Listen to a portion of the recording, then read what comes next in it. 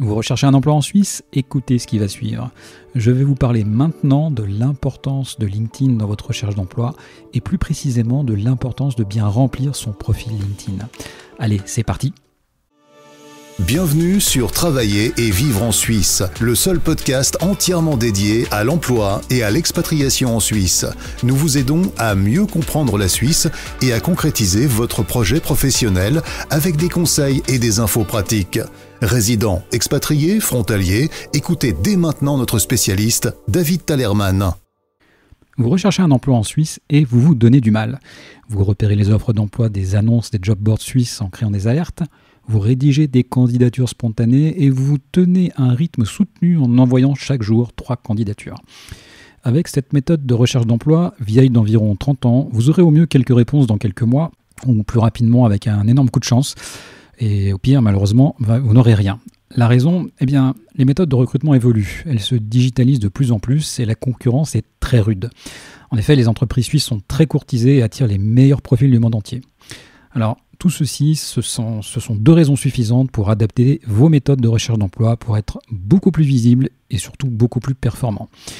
Pour vous convaincre de l'importance de ce que je suis en train de vous raconter, les 3 dernières personnes que j'ai accompagnées pour une recherche d'emploi en Suisse ont toutes été repérées par les recruteurs via leur profil LinkedIn. Il faudra donc composer avec les réseaux sociaux professionnels pour votre recherche d'emploi en Suisse et particulièrement celui-ci. Alors, il est temps de faire le point sur les outils que vous avez à disposition et pour commencer, je vous propose de jeter un œil sur votre profil LinkedIn. Alors, dans LinkedIn, ce qui est important, ce sont les mots qui sont présents dans votre profil. C'est ça qui va faire la différence. Alors, les plus anciens d'entre vous, dont je fais partie, se souviendront peut-être d'AltaVista ou de Lycos. Viens chercher Lycos. Dans les années 90, les premiers moteurs de recherche populaires, bien avant l'arrivée du monstre Google. AltaVista et Lycos étaient des moteurs d'une rare stupidité. Il suffisait de truffer une page avec des mots-clés pour qu'elle ressorte en première position des moteurs de recherche. Et une des techniques de l'époque consistait donc à remplir une page de mots en blanc sur fond blanc, et donc invisible pour l'utilisateur, et les moteurs de recherche n'y voyaient que du feu, et voilà, je vous promets, je ne l'ai jamais fait. Et alors, quel est le lien avec LinkedIn? Pourquoi je vous parle de tout ça? Eh bien, le moteur de recherche de LinkedIn fonctionne à peu de choses près comme les moteurs de recherche de l'époque. Le moteur de LinkedIn, et en tout cas l'algorithme de LinkedIn sur ce point de vue-là, est complètement débile. Certes, il y a un peu plus malin, un peu plus fin, mais dans l'ensemble, un recruteur ou un employeur qui tapera dans le moteur de recherche des mots-clés comme par exemple des compétences, et qui utilisera la suite d'outils de recherche de candidats proposés par LinkedIn, notamment la suite LinkedIn Talent Solution, eh bien, il aura évidemment plus de chances de voir apparaître en haut de la sélection les candidats dont le profil contient le plus de ces mots-clés. Et il est vrai cependant que les mots-clés ne sont pas les seuls critères utilisés par les recruteurs. Évidemment, il y a aussi la localisation géographique, la formation, la maîtrise d'une langue, qui sont d'autres critères possibles. Voilà. Vous pouvez vous-même tester ce phénomène en ajoutant par exemple dans la partie info de votre profil LinkedIn des mots-clés et en les cherchant dans le moteur de recherche de LinkedIn. La progression de votre profil dans les résultats sera visible quasiment à l'œil nu et instantanément.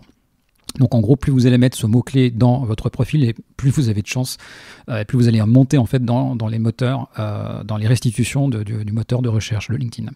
Donc pour finir sur ce point, plus votre profil sera complet et rempli et plus vous aurez de chances d'apparaître dans les résultats de recherche. C'est assez logique et encore faut-il utiliser les bons mots, les bons mots-clés et au bon endroit. Alors, les 3 rubriques à compléter en priorité dans son profil LinkedIn, quelles sont-elles? Alors, pour bien démarrer, les rubriques de votre profil LinkedIn à remplir en priorité sont, selon moi, 1. La partie info, 2. Le titre et les compétences. Les 2 sont en général très largement sous-exploités par les candidats. Le titre de votre profil LinkedIn. Alors, la plupart des candidats laissent le titre mis par défaut par LinkedIn, à savoir la dernière expérience professionnelle renseignée et le nom de la société dans laquelle elle est effectuée. Et en fait, il est possible de faire bien mieux en exploitant au maximum l'espace alloué par LinkedIn. Et il est possible de faire tenir son titre sur 2 voire 3 lignes. L'idée ici, c'est d'ajouter, en plus de l'intitulé de votre poste, d'autres informations qui pourraient être saisies par les recruteurs comme des compétences ou un secteur d'activité. Alors, il semblerait que la présence d'un mot-clé dans un titre permettrait une meilleure restitution de ce profil dans les recherches faites sur LinkedIn. C'est donc une optimisation à faire. Il faut vraiment le faire avec beaucoup d'attention. Ça peut vraiment avoir un impact important sur la recherche d'un profil comme le vôtre. Autre rubrique à compléter en priorité, la partie info, ce qu'on appelait avant le résumé. Alors si vous ne l'avez pas, il faut l'ajouter dans votre profil.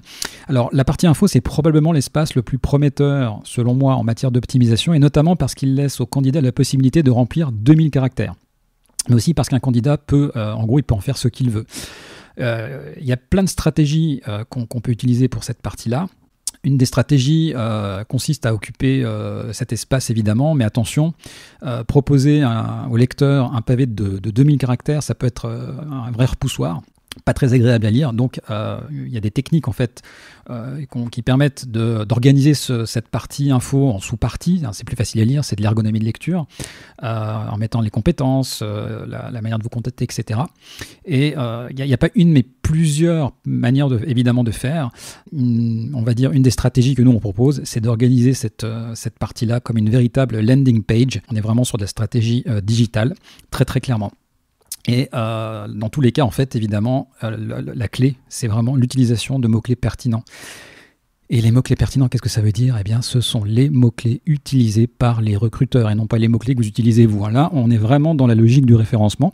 Parce que, évidemment, un site a du succès parce qu'il utilise non pas le vocabulaire des personnes qui rédigent le site, mais le vocabulaire des personnes qu'elle vise. C'est la même chose ici avec LinkedIn.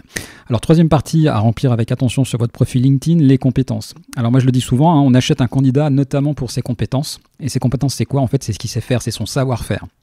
Ça peut être aussi son savoir-être. Là, on est plutôt dans les compétences comportementales, ce qu'on appelle les soft skills. Mais en tout cas, ça c'est vraiment, en tant que recruteur, en fait, on imagine que puisqu'il a développé et utilisé ses compétences précédemment, il sera en mesure de les appliquer dans son futur poste. C'est ce que j'appelle un déclencheur d'achat, et je dirais tout du moins c'est un filtre. Un candidat qui n'a pas telle ou telle compétence ne sera pas retenu. Il y a des compétences dans, en tout cas, les stratégies de recrutement des recruteurs, il y a des compétences qui sont plus ou moins importantes, des compétences qui sont vraiment clés. Si le candidat ne l'a pas, on l'écarte. Et en fait, tout ceci souligne l'importance de remplir correctement dans la rubrique adéquate toutes les compétences que vous pouvez revendiquer.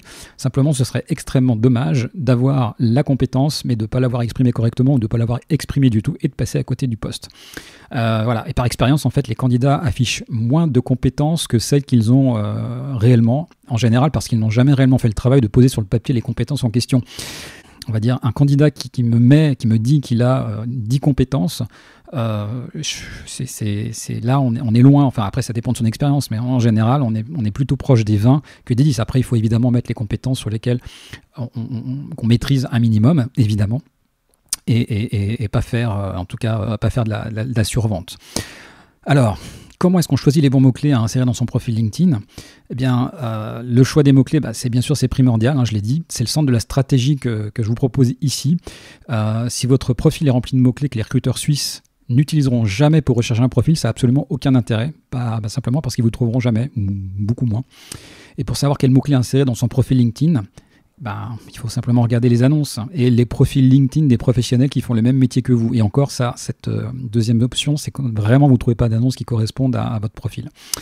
Ce travail est potentiellement très fastidieux, plutôt long, mais c'est vraiment très très efficace. Alors, un profil qui est bien complété, ça permet d'avoir de meilleures chances en cas de postulation directe via LinkedIn. C'est l'autre intérêt de bien remplir son profil. Alors vous le savez peut-être, mais il est possible pour une entreprise de déposer une annonce directement sur LinkedIn. Et d'ailleurs, il y a des entreprises qui ne postulent plus que via LinkedIn. Les candidats qui postulent sont simplement ici soumis à un algorithme qui va notamment communiquer à l'entreprise quel est le pourcentage de points du profil qui est en adéquation avec le poste proposé. Il y a aussi en fait la possibilité pour la personne qui passe l'annonce de mettre des filtres sur la nationalité, la géographie ou tout un tas de critères. Et il est donc facile de comprendre qu'un profil incomplet ne donne pas le maximum de chances à un candidat d'être retenu. Il est simplement probable que le recruteur fixe une limite, et ce d'autant plus qu'il aura beaucoup de candidats qui postulent. En clair, le recruteur pourrait se dire « je ne retiens que les candidats dont le profil correspond à plus de 70% des critères que j'ai mis ». Ensuite, avoir un profil LinkedIn complet, ça permet d'être beaucoup plus visible dans Google. Alors, sauf si vous avez décidé de ne pas rendre votre profil public, et donc ça veut dire qu'il ne sera pas visible dans Google, ce que je vous déconseille pour la plupart. Il est donc important de comprendre que l'autre intérêt d'avoir un profil LinkedIn bien renseigné et complet, ça réside dans la capacité de LinkedIn à être référencé dans Google et dans les moteurs de recherche de manière plus générale, comme Bing ou autre. Un profil LinkedIn bien rempli, riche en mots-clés relatifs à votre activité et donc riche sur le plan sémantique, donc ça c'est un point très important pour Google, aura pour intérêt d'optimiser le positionnement de votre profil sur d'éventuelles recherches sur des termes présents dans votre profil. Un recruteur ou un sourceur pourrait par exemple taper dans Google « développeur Python suisse romand en industrie pharmaceutique ». Et évidemment, si aucun de ces termes ne figure dans votre profil LinkedIn, il y a zéro chance que finalement vous soyez, en tout cas que ce profil LinkedIn soit en haut de la liste de LinkedIn. Voilà, avec un profil LinkedIn complet, riche sémantiquement avec les bons mots-clés, il est donc possible que votre profil LinkedIn apparaisse relativement haut dans les moteurs de recherche. Et si les recruteurs et les sourceurs utilisent volontiers LinkedIn et ses outils, ils utilisent également de manière très intensive Google, justement pour contourner les limitations de LinkedIn et les outils de recherche avancés qui permettent par exemple dans Google en fait de repérer des mots-clés combinés ou pas dans un site spécifique. Google, encore une fois, est souvent plus efficace dans la recherche que les outils de recherche des sites eux-mêmes. Donc autant vous dire que les sourceurs et les bons recruteurs utilisent plus volontiers Google. Après, il y a aussi, comme je le disais, des outils propres à LinkedIn qui sont eux aussi extrêmement efficaces. Alors en conclusion, je crois que vous l'aurez compris, il faut se rendre visible, c'est une nécessité. LinkedIn n'est de loin pas le seul outil à utiliser dans sa recherche d'emploi, mais il a de plus en plus d'importance. Et je dirais qu'aujourd'hui, postuler en Suisse sans avoir un profil LinkedIn, c'est un énorme handicap. D'ailleurs, comme je le disais tout à l'heure, certaines sociétés suisses ne recrutent plus que par ce canal. Elles ont tout arrêté à côté, plus de job board, plus de moteurs de recherche d'emploi, plus rien. Elles ne font plus que la recherche de candidats par LinkedIn. Alors, soit vous décidez de rester au bord de la route, et soit vous prenez le train en marche. Et pour bien démarrer, eh bien, on a en tout cas tout un tas de services et de formations et de tutoriels qu'on vous propose sur travaillensuisse.ch. Je vous laisserai regarder ça sur notre site travaillensuisse.ch.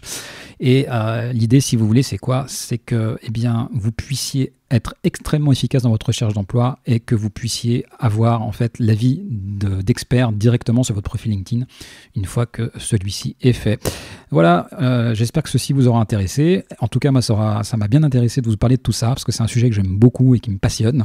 Et je vous dis à très bientôt pour un nouvel épisode de travaillerensuisse.ch. Allez, tchuss!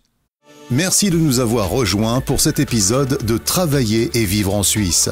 Abonnez-vous à ce podcast et notez-le.